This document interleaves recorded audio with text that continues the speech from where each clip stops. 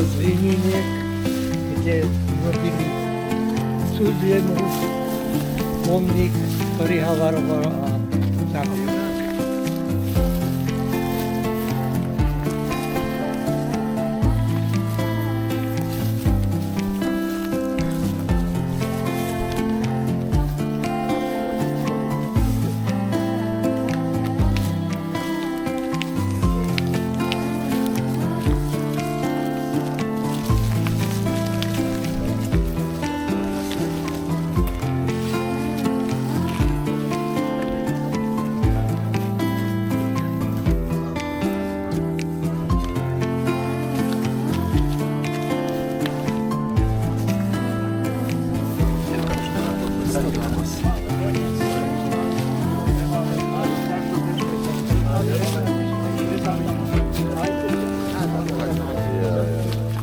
Milí priatelia, by som vám všetkým chcel poďakovať, že ste prišli a v takomto hojnom počte a je úžasné vidieť tieto doslova legendy motocyklového športu československého, o ktorých som ja čítal kedysi v knihách, vydali v televízii alebo priamo na pretekoch.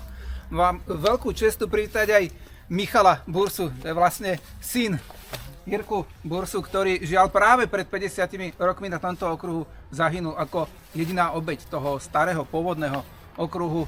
No a myslím si, že Jirka sa na nás díva z neba a vidí, akom sme tu hojnom počte a viem, že je šťastný.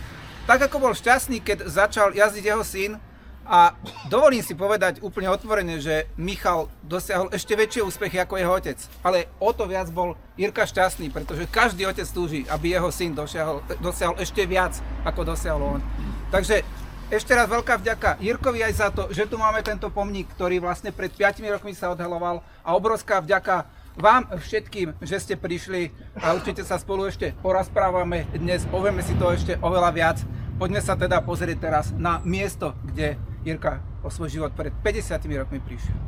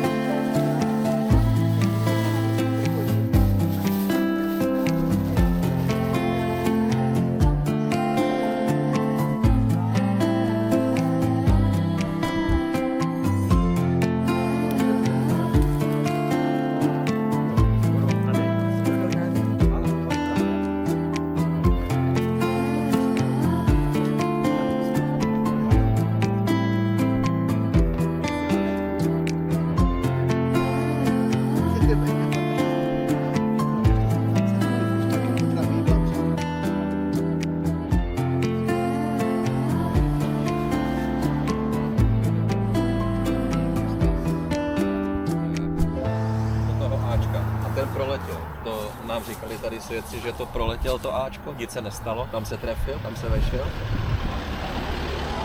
Ale v té rychlosti ho zastavil úplně, že jo, tenhle ten proti. A to tady byla ještě větší, tak tady bylo víc ještě tenkrát. No a prej jako ho to samozřejmě v té rychlosti do těch bydlic, že jo, tak tam je hrozná energie, která se ti pak vrátí.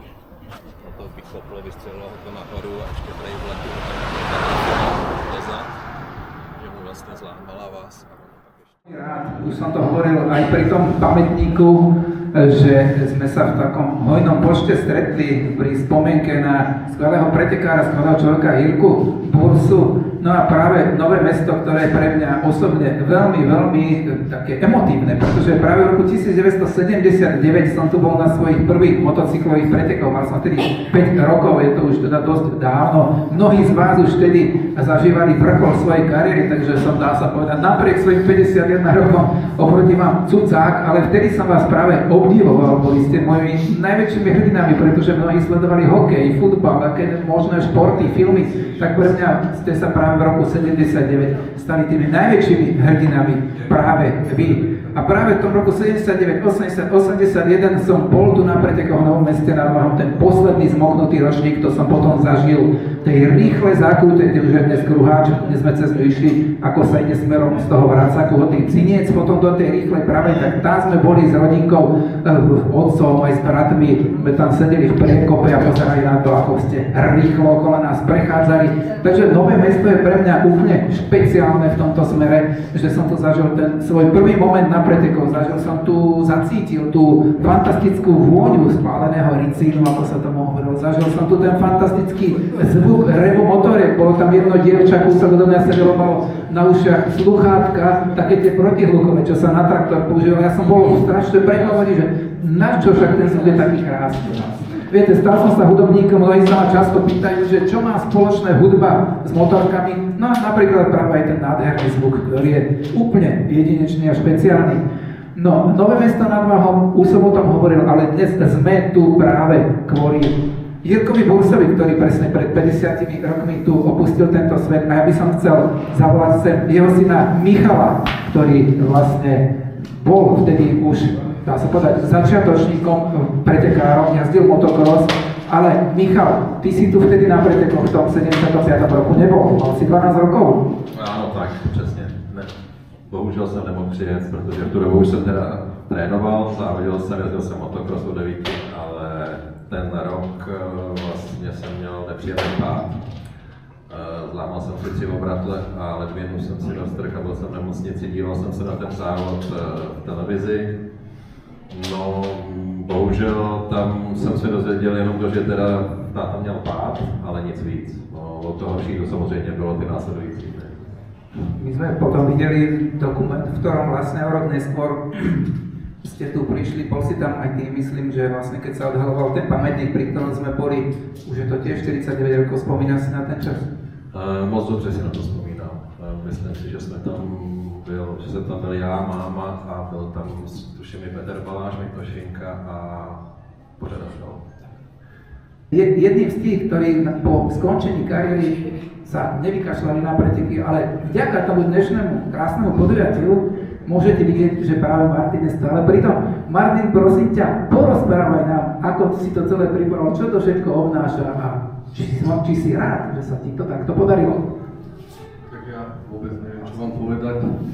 Viem iba to, že to trvá veľmi veľa rokov a som rád, že sme prišli k nejakému koncu a hlavne som rád, že ste sem vy prišli všetci, že sa tu môžeme opäť stretnúť na tom jubileu Michalovom s jeho otcom, takže asi len takto v krátkosti vám poviem. Veľmi pekne vám ďakujem, že ste všetci prišli a dúfam, že sa dobre najeme. My ďakujeme tebe.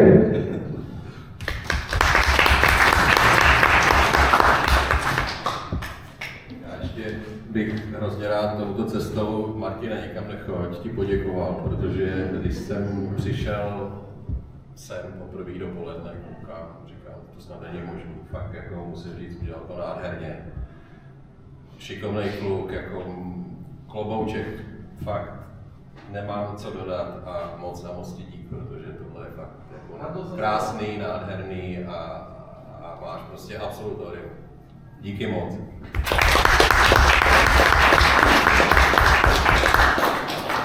Oslavujeme tady dědu a ačkoliv jsem ho nikdy nepotkala, tak pro naši celou rodinu je hrozně velkou inspirací, protože jsme všichni sportovci a všichni se navzájem podporujeme. A takže chci připít jak na dědu, tak ale i na mýho tátu, který nás neustále žene dopředu, jak mě, tak ségru. A no, už to jde povrch. A tak, a chtěla jsem jenom říct, že ačkoliv děda teda nás opustil předčasně, tak ale vlastně protože dělal to, co miloval a jak já ráda říkám, tak když něco neskončí dobře, tak to ještě není konec. A myslím si, že teda ačkoliv ten dědův konec nebyl úplně tak, jak bychom si asi všichni přáli, tak je prostě pro nás taková až svatyně, takže ještě jednou na dědu, na mýho tátu a na nás všichni, že jsme se tady takhle všichni sešli. Děkuji.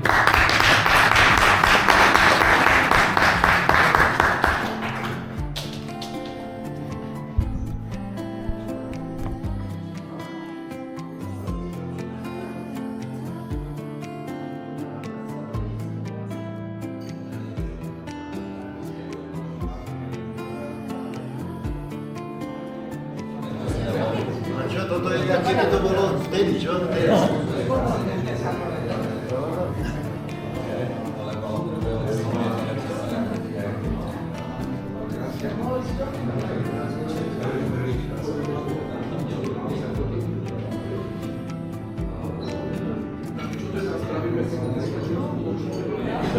Takže tie vzájomné vzťahy motoristické boli také, jak asi sú teraz tu. Áno, čo Takže teraz až tak nie je. ja mám pocit, že som pred 40 Super. Tak to bolo. A ešte to podobnú fotku máme z pred 5 rokov. Áno, ale bez prasete. Veci